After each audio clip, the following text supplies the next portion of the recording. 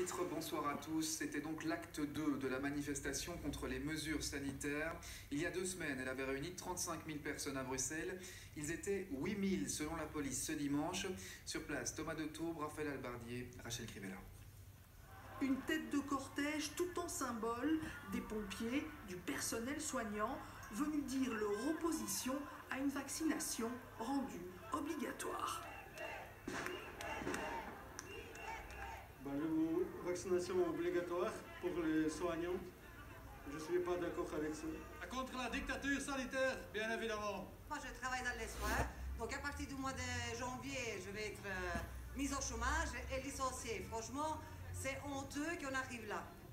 Pour ce deuxième acte de la marche des libertés, certains sont revenus enfoncer le clou, toujours dans leur ligne de mire, les mesures sanitaires.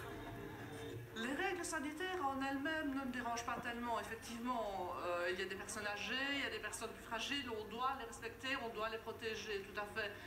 Moi, je sens poindre une obligation vaccinale, et ça me fait très peur, je le dis réellement. Je voudrais que nous continuions à avoir le choix. On vient la deuxième fois et on viendra autant de fois qu'il faut. On n'est pas d'accord avec les QR codes. Les gens, ils ne doivent pas être différenciés, on doit être tous ensemble, on a tous les mêmes droits. Et aussi pour les enfants, bien évidemment, on n'est pas d'accord que les enfants soient vaccinés. Si cette deuxième édition a rassemblé surtout des citoyens, venus parfois en famille, dans une ambiance le plus souvent bon enfant, comme pour la première marche, des figures d'extrême droite étaient également présentes dans le cortège. Il y avait tous les groupuscules d'extrême droite de Wallonie et de Bruxelles, quelques groupes néo-nazis flamands présents, qui représentaient malgré tout une minorité. Il y avait des slogans qui sont les slogans de l'extrême droite, dictature sanitaire, on parlait de génocide, donc dénonciation d'un génocide, malheur actuel avec le pass sanitaire et la vaccination.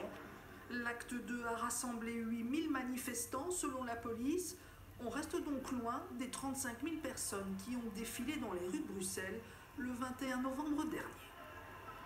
Et notez que quelques incidents ont eu lieu à la fin de la manifestation. La police a été la cible de jets de pétards et de canettes.